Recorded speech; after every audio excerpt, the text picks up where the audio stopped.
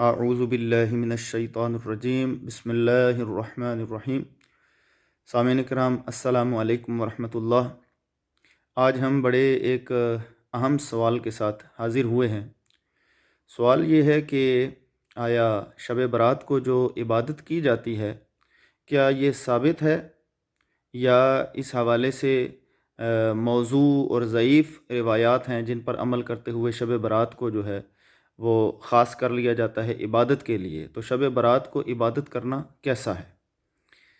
دوستان ذی وقار، اللہ تعالیٰ کی مدد اور اس کی نصرت کے ساتھ آپ کے سامنے ہم پیش کرتے ہیں کہ جتنا بھی مواد پیش کیا جائے کہ شب برات کو عبادت جو کرنا ہے، یہ اس کو عبادت کے ساتھ خاص کرنا یہ بدعت ہے یا اس کو عبادت نہیں کرنی چاہیے، اس سارے مسئلے کا حل ہم قرآن کریم سے پوچھ سکتے ہیں۔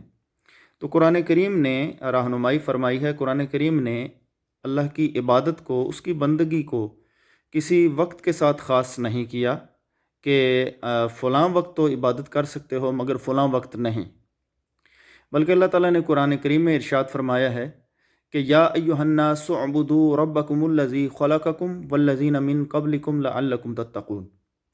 اے لوگو، عبادت کرو اپنے رب کی، الذی خلقکم جس نے تمہیں پیدا کیا، والذین من قبلکم اور ان لوگوں کو جو تم سے پہلے ہوئے، لعلکم تتقون تاکہ تم پرہیزگار بن جاؤ۔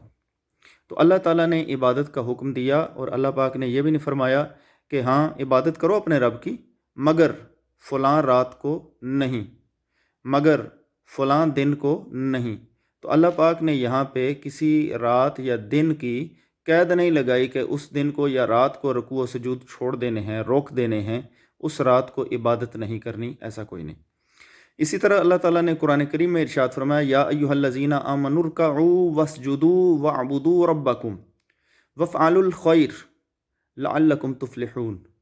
اے ایمان والو، رکوع کرو اور سجود کرو، یعنی رکوع کرو اور سجدے کرو، وَاعْبُدُوا رَبَّكُمْ اور عبادت کرو اپنے رب کی، وَافْعَلُوا الْخَيْرَ اور نیکی کے کام کرو، لَعَلَّكُمْ تُفْلِحُونَ تاکہ تم فلاح پاؤ، تاکہ تم کامیاب ہو جاؤ۔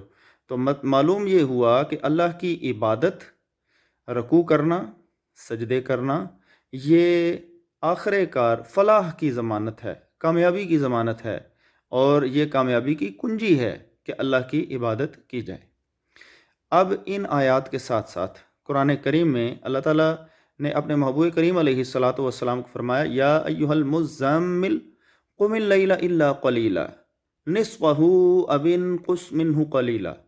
اللہ کے محبوب علیہ الصلاۃ والسلام کو اللہ کی عبادت اس قدر پسند تھی کہ آپ صلی اللہ علیہ وسلم کو رب تعالیٰ نے فرمایا کہ میرے محبوب قم اللیل الا قلیلا، رات کو قیام کیا کیجئے مگر تھوڑا، اور الا قلیلا نصفہ آدھا کر لیجئے، اب انقص منہ قلیلا یا اس میں بھی کچھ کمی کر لیجئے۔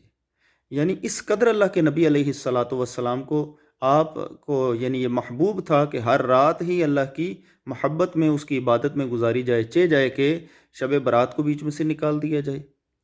یعنی کس قدر زیادتی کی بات ہے کہ اللہ کی عبادت اس قدر محبوب ہے اور اس قدر یہ قابل تعریف ہے۔ اللہ تعالیٰ قرآن کریم میں سورہ فاتحہ میں اللہ تعالیٰ ارشاد فرماتا ہے ایاک نعبد و ایاک نستعین، اے اللہ ہم تیری ہی عبادت کرتے ہیں اور تجھ ہی سے مدد چاہتے ہیں۔ اب ایاک نعبد یعنی ہم تیری ہی عبادت کرتے ہیں، تو جا بجا قرآن کریم میں اللہ تعالیٰ نے عبادت کا ذکر کیا۔ ایک جگہ پہ اللہ تعالیٰ نے فرمایا وما خلقت الجن والانس الا لیعبدون، کہ ہم نے انسانوں اور جنوں کو صرف اور صرف اپنی عبادت کے لیے پیدا کیا ہے۔ تو انسانوں اور جنوں کا مقصد تخلیق، پیدا کیے جانے کا مقصد، وہ ہے اللہ کی عبادت۔ اب اس کے مقابلے میں جتنی بھی گفتگو کی جائے کہ جی کسی صحیح حدیث میں نہیں ہے کہ نبی پاک صلی اللہ علیہ وسلم نے اس رات کو خاص کر دیا ہو عبادت کے لیے، تو جواب یہ ہے کہ بھئی کوئی صحیح حدیث ہمیں بتا دیجئے کہ اللہ کے نبی علیہ الصلاۃ والسلام نے فرمایا ہو کہ اللہ کی عبادت ساری زندگی کرو مگر شب برات کو نہیں کرنا، کوئی صحیح حدیث بتا دیں۔ یا اللہ کی عبادت کرو مگر جو ہے وہ شب عید الفطر کو نہیں کرنا، یا مطلب جتنی بھی شب معراج کو نہیں کرنا۔ بھئی اللہ کے بندو، سارے اوقات عام نہیں ہوتے، ساری راتیں عام نہیں ہوتی، ساری زمین عام نہیں ہوتی۔ دیکھیں آپ ساری زندگی، فرض کریں ایک بندہ پردیس میں جاتا ہے، تو اس کو جب عرصے بعد وہ اپنے وطن میں آتا ہے تو اس کو کتنا انس محسوس ہوتا ہے کہ جی اپنی زمین ہے۔ تو بھئی اسلام اپنا نہیں ہے، دین اپنا نہیں ہے، ایمان اپنا نہیں ہے، قرآن اپنا نہیں ہے، عبادت اپنے رب کی نہیں کرنی۔ تو جب ادھر بھی اپنائیت کا اظہار کریں گے تو پھر ایسی پابندیاں نہیں آئیں گی، پھر ہم حوصلہ افزائی کریں گے سبحان اللہ یار، یہ کسی عبادت کے بہانے، فرض کریں شب برات کے بہانے، یہ دیکھیں شب برات کو برات کی رات اس لیے کہا ہے، برات کا مطلب ہے نجات کی رات۔ تو اس میں تو بڑی احادیث مبارکہ ہیں جس میں اس رات کو جو ہے وہ امتیوں کی بخشش کی بات کی گئی ہے۔ تو اسی رات پر جو ہے وہ اعتراض کرنا شروع کر دے بندہ، تو ایسا نہیں ہے، بلکہ جس رات بھی آپ اللہ تعالیٰ کی عبادت کریں اللہ کی رحمت کی بات ہے، تو اس لیے کسی رات کو جس کو مسلمان اپنے اجتماعی فعل سے خاص کر رہے ہیں عبادت کے لیے، تو بتائیے ذرا کیا مسلمان جو ہیں وہ کسی غلط کام پر جمع ہو سکتے ہیں؟ ایسا تو نہیں ہے۔ اللہ کے نبی علیہ الصلاۃ والسلام کی امت برائی پر جمع نہیں ہو سکتی، ہاں اچھائی پر جمع ہو سکتی ہے لیکن برائی پر جمع نہیں ہو سکتی۔ تو امت کا کثیر تعداد میں اولیاء کرام کا عمل یہ ہے کہ وہ کچھ راتوں کو خاص کرتے تھے اور ان میں اپنے رب کی کثرت سے دیکھیے، جیسے جس رات کو اللہ کے نبی علیہ الصلاۃ والسلام کی ولادت مبارکہ ہوئی، وہ رات افضل ہے یا جس رات کو ہماری ولادت ہوئی؟ ساری دنیا کے نبی ولی ایک طرف ہو جائے، نبی پاک صلی اللہ علیہ وسلم کی شان کے نہیں، تو وہ وقت کتنا اہم ہوگا، وہ رات کتنی اہم ہوگی۔ تو اس لیے ایسا نہیں ہوتا کہ بندہ چھوٹی چھوٹی باتوں پر ایشو کریٹ کرے، ایسا نہیں، بلکہ اللہ کے نبی علیہ الصلاۃ والسلام سے ہمیں دین کا حسن ملا ہے۔ تو اس لیے جو رات کو عبادت میں گزارتے ہیں ان کو قطعاً نہ منع کیا جائے۔ دیکھیں جیسے دعا ہم مانگتے ہیں تو دعا میں بھی اللہ تعالیٰ نے نہیں منع فرمایا کہ جی دیکھیں اگر اس رات کو لوگ دعا مانگتے ہیں، اللہ سے بخشش مانگتے ہیں تو سبحان اللہ انہیں مانگنے دیا جائے، درود پاک پڑھتے ہیں، اگر اس طرح سے وہ رات عبادت میں گزارتے ہیں تو کوئی رات تو ہو نا جس کو اللہ کی عبادت میں گزارا جائے اور اس کی معصیت سے بچا جائے، اس سے بخشش کا سوال کیا جائے۔ دعا کا جہاں تک بات ہے کہ بعض کہتے ہیں جی نماز جنازہ کے بعد نہ مانگے، حالانکہ اللہ نے پابندی نہیں لگائی۔ اللہ تو فرماتا ہے جب بھی مانگو گے اجیب دعوت الداعی اذا دعان، پکارنے والا جب بھی پکارے گا تو میں اس کی پکار کا جواب دوں گا۔